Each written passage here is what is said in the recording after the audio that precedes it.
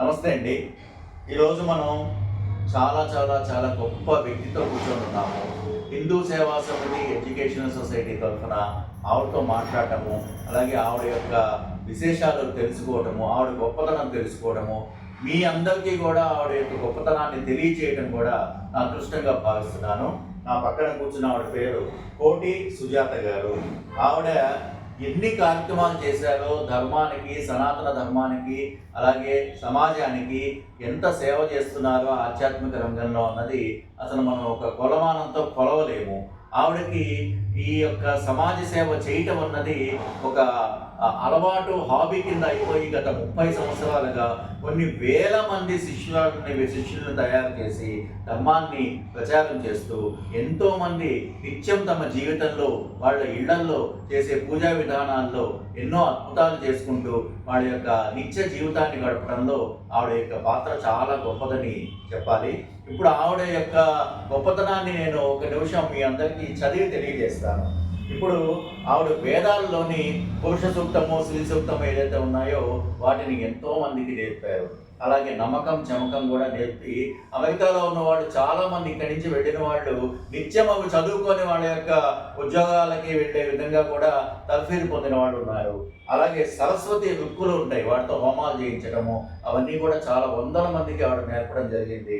అలాగే మహానారాయణ ఉపనిషత్తు, మనకి ఉపనిషత్తుల్లో ఒకటైన మహానారాయణ ఉపనిషత్తును కూడా ఆవిడ చాలామందికి నేర్పించడం జరిగింది.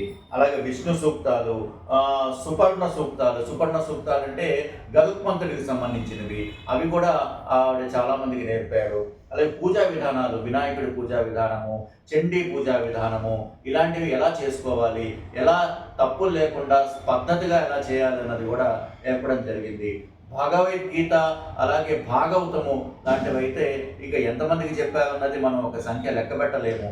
భాగవతం కూడా ఆవిడ పుస్తకాల రూపంలో ప్రచురణ చేసి ఎంతోమందికి ఉచితంగా పంపిణీ చేయడం కూడా జరిగింది. ఆవిడ శ్రీ విద్యా ఉపాసకురాలు. ఆవిడ అమ్మవారి శక్తి పూర్తిగా ఆవిడలో ఉన్నది. అమ్మవారి యొక్క ప్రతిరూపంగానే మనం ఆవిడని ఈరోజు చూడొచ్చు. అలాగే ఆవిడకి శ్రీ మహారాజ్ఞ అన్న బిరుదు కూడా ఇచ్చారు. ఈరోజు శ్రీ మహారాజ్ఞ కోటి సుజాత గారితో మనం కూర్చొని ఉన్నాము.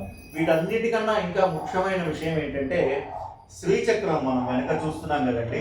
ఈ శ్రీచక్రాన్ని ఇంతవరకు 125 సార్లు వాళ్ళు ఒక 5x5 ప్లేస్లో నేల మీద పువ్వులతో, వాటితో రంగులతో, పువ్వులతో దాన్ని వేసి ఎన్నో దేవాలయాల్లో, ఎన్నో ప్రముఖ ప్రసిద్ధ క్షేత్రాల్లో కూడా అందరికీ తెలియజేయడం జరిగింది.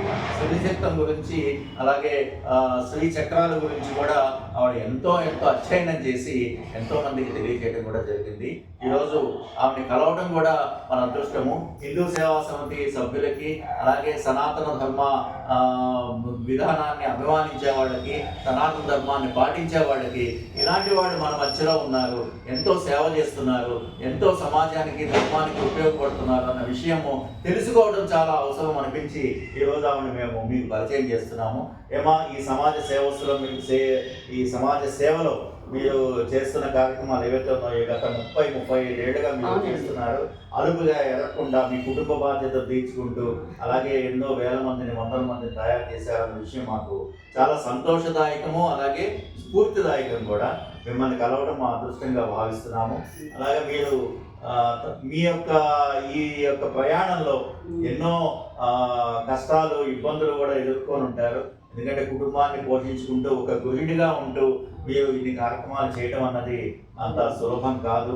మీరు ఎంతోమందికి చాలా ఆదర్శము. అందరూ కూడా ఈ విధంగా ఉంటూ ఉంటే మన సనాతన ధర్మానికి ఎటువంటి ఇబ్బందులు లేకుండా ముందుకు వెళ్తామన్నది మనం తెలుసుకోగలం.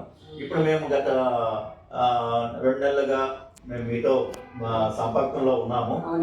గత 2000 మందితో లలితా సహస్రనామ పారాయణం ఒకటి అనుకున్నాము. ఈ విషయంలో ఇప్పుడు ఈ యొక్క శ్రీచక్రం 125 సార్లు వేసిన అనుభవం ఉన్నవాళ్ళు, అలాగే అమ్మవారి అనుగ్రహం ఉన్న మీరు రేపు మా లలితా సహస్రనామ సామూహిక కార్యక్రమంలో కూడా వచ్చి శ్రీచక్రం అక్కడ వేసి, అలాగే శ్రీచక్రం యొక్క విశిష్టత కూడా అందరికీ తెలియచేసి, అందరినీ కూడా ఈ విషయంలో కొంచెం జ్ఞానం పంచాలి అన్నది మా ఆలోచన. అలాగే ఇప్పుడు కూడా మీరు మాకు ఎంత అవకాశం ఇచ్చి, సమయం ఇచ్చి మీరు అన్నీ చెప్తున్నారు. మీరు ఒక్క నిమిషం మీ యొక్క అనుభవాన్ని గురించి మాట్లాడతారా? అలాగే. నమస్తే రాధాకృష్ణ గారు. చాలా సంతోషం మీరు మా గృహానికి ఏదించి మమ్మల్ని కలుసుకున్నందుకు, మీ పరిచయం మాకు కలిగినందుకు కూడా ధన్యవాదాలు. శ్రీ గురుభ్యో నమః. లలితా స్వరూపులైన అందరికీ కూడా, భక్తులందరికీ హృదయపూర్వక నమస్కారములు. డిసెంబర్ 22 అంటే మార్గశిర మాసం. అందులో చాలా విశిష్టమైనటువంటి దేశము కాలము యొక్క అనుగ్రహానికి పాత్రులమై వారు హిందూ సేవా సమితి వారు 22న డిసెంబర్ 22న అవధాన పీఠంలో హైటెక్ సిటీకి దగ్గరగా ఒక మంచి అద్భుతమైన అపూర్వమైన అద్వితీయమైన ఒక మంచి కార్యక్రమాన్ని వారు సంకల్పించారు. దానికి మనమందరం కూడాను మనం సహకరించాలి. ఎందుకంటే 2000 మందితోటి లలిత సహస్రనామ పారాయణ అంటే అది సామాన్యమైనటువంటి విషయం కాదు. ఎవరింట్లో వాళ్ళని చేసుకోవచ్చు. అందరం ఒక చోట కూడటం అంటే కలిపురుషుడు మనల్ని ఎవరిని తాకడం మొట్టమొదటి విషయం. రెండో విషయం ఏంటంటే అక్కడ విపరీతమైనటువంటి ఎనర్జీ, ఒక శక్తి అనేది పైనుంచి దిగొస్తుంది. అన్ని వేల మందిని ఒక్కసారి మనము అమ్మవారిని ప్రార్థించేటప్పటికి అసలు మనకి తెలియదు ఎంత శక్తి అంతరిక్షంలోంచి దిగొస్తుందో. అదంతా కూడా మనము అబ్జార్బ్ చేసుకుంటాం అన్నమాట ఆ రోజు ఆ విషయంలో. చూడండి, మనం ఇంట్లో మనకి 4 పిల్లలు ఉన్నారనుకోండి, ఒకళ్ళు అమ్మ అని పిలిస్తే పెద్దగా పట్టించుకోం. అందరూ కూడా ఒకేసారి అమ్మ అమ్మ అమ్మ అమ్మ అంటే ఒక్కసారి అమ్మవారు మన వైపు తిరిగి చూస్తుంది. ఆవిడ కను ఒకసారి చివరి నుంచి చూసినా మన జన్మ ధన్యమైపోతుంది. ఎవరు లలిత సహస్రనామాన్ని పట్టుకుంటారో ఇంకా వాడికి పునర్జన్మే లేదు. ఆగమ శాస్త్రాలన్నీ కూడాను అలా చెప్తున్నాయి. అందరూ తప్పకుండా వచ్చి మీకున్నటువంటి ప్రతిదినము ఉండేటువంటి కార్యక్రమాలన్నీ పక్కన పెట్టి మీరందరూ వచ్చి డిసెంబర్ 22న అందరం తప్పులు లేకుండా లలితా సహస్రనామం చదివి తరిద్దాము. ఇలాంటి అవకాశాన్ని మనకి హిందూ సేవా సమితి వారు ఇచ్చారు. అది మనం సంపూర్ణంగా వినియోగించుకుందాము. స్వస్తి. అంత కార్యక్రమాన్ని ఆ కమిటీ వాళ్ళు నిర్వహిస్తున్నందుకు, పూర్తి బాధ్యత తీసుకొని నిర్వహిస్తున్నందుకు ధన్యవాదాలు. చాలా సంతోషం అమ్మా. ఆ రోజు మనం అక్కడ కలిసి కార్యక్రమాన్ని చక్కగా చేసి అమ్మవారి అనుగ్రహానికి పాత్రగా ఉంటాం. అలాగే. నమస్తే. నమస్తే.